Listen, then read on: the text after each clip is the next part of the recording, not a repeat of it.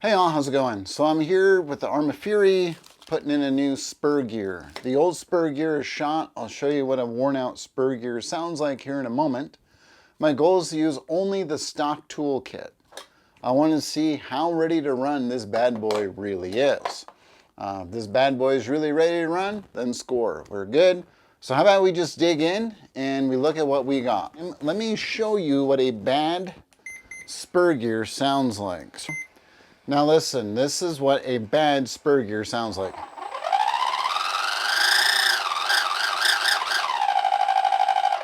Not good. Now in terms of Spur Gears, what you want to look for, people say you want to look at the pitch. So this gear right here, 32 pitch steel gear. Your pitch is basically, if you took the diameter of the teeth on the gear, or at least this is how I understand it, you can fact check me. But if you take the diameter of the teeth on the gear, your pitch is going to be how many teeth per inch of that diameter. So a 32 pitch gear is going to have more space between the teeth than say a 50 or a 60 pitch gear. Now you might say, well, why wouldn't I want a 50 or 60 pitch gear? Well, the 50 or 60 pitch gear is going to get you a smoother response. So if you're racing, you're going to have better throttle control, you're going to have better braking. The downside of it is if you get dirt in the gear, it's not going to clear out. When you get to a coarser gear, which means you have more space between the teeth, you're going to be able to clear out your dirt. And so it's not as catastrophic as if you get some dirt. So let's dig in. I want to grab my hex driver.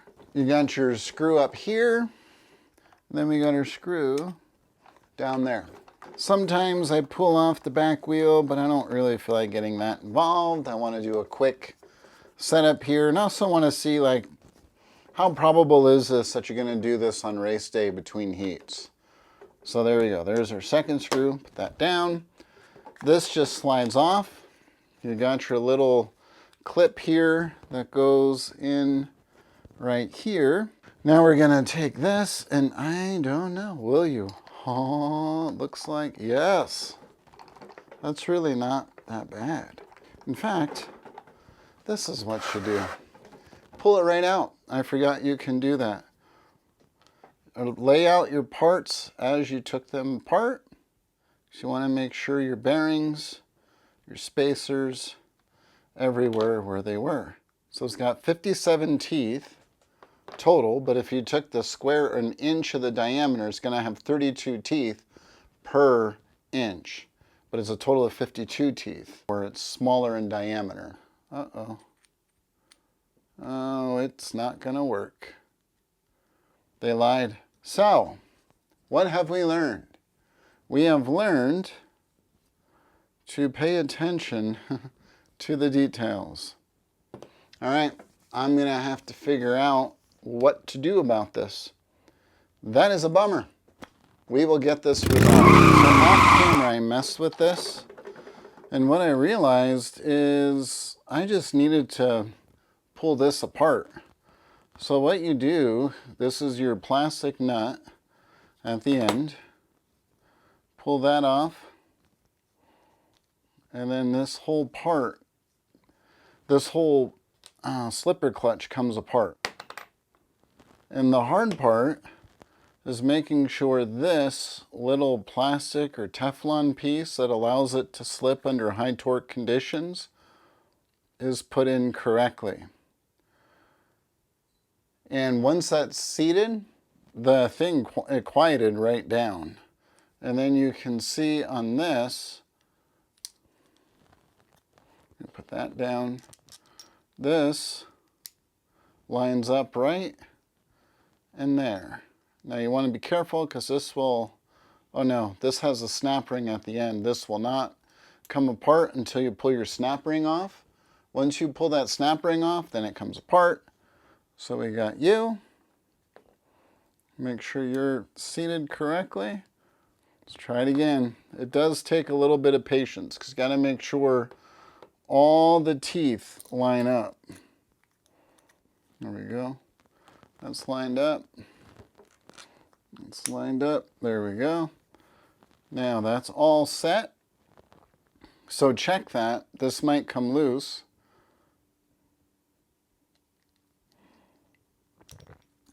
Like that. There we go. You can feel it. You can feel it click. You put your spring back on. This, you'll notice, oh, it's going to come apart. But this, you'll notice there's a flat part right here.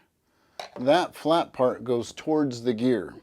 If you put it on backwards, you won't be able to use the tool. This ARRMA tool is incredible. You can adjust this. You can swap this out.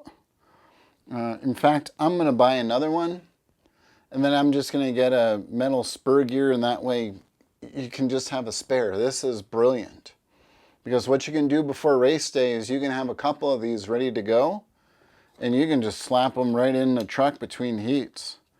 So you adjust your slipper clutch just by going like so. That's pretty tight. I mean, I'm going to destroy that gear now, but that's okay. Now you'll notice there's a little piece in here that holds this. And then it clicks. I usually like to get the part to click in. There we go. Hear it click. Once it's clicked, it's on. It's your red hex driver.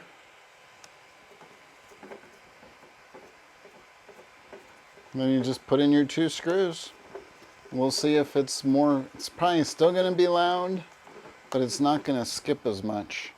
So this will at least get you driving. You know your gear's shot, but you get to drive your car on the track, which is what I'm hoping to do here in a minute.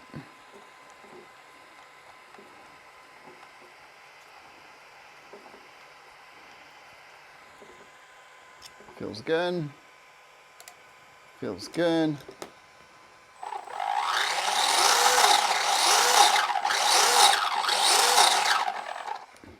So the thing to note when you hear this sound, your spur gear is going out. This would fit the slipper clutch setup.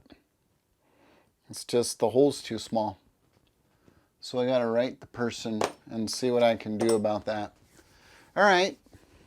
Hopefully we can head outside for a few minutes and see how this performs. All right, thanks. Thanks for watching.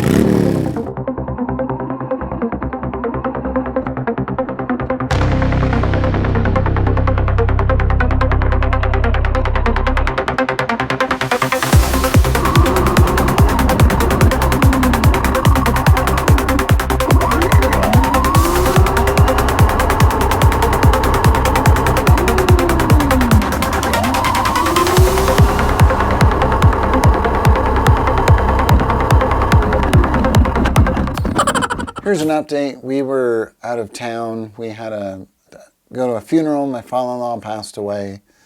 His health's been failing. It's not a surprise, but it was sooner than we expected.